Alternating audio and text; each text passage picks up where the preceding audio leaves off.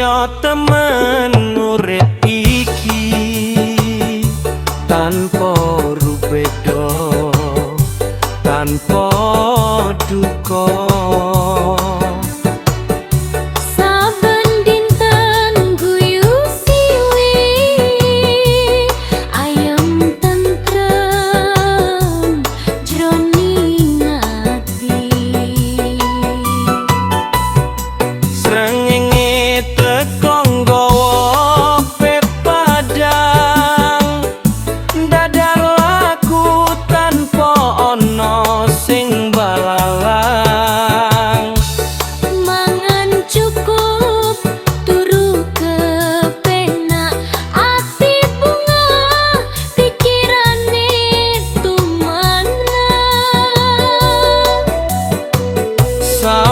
Sinawang tansah katon asri, ora ana iri, ora ana drengki.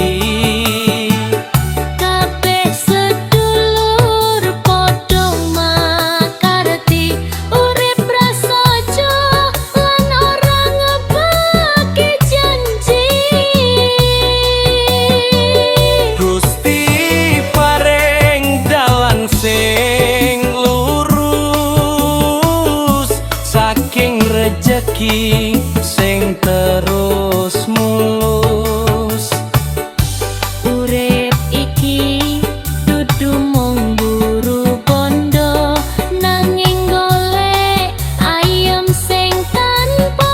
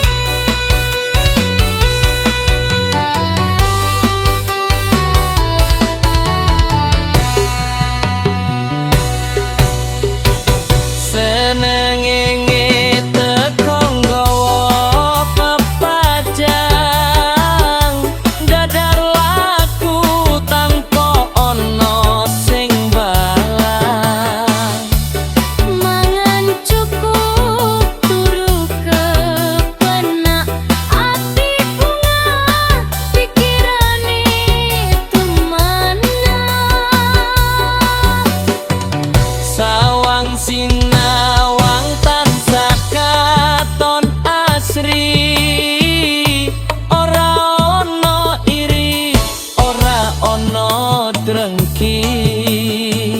kabeh sedulur padha makarti, urip prasaja lan ora ngebagi janji. Gusti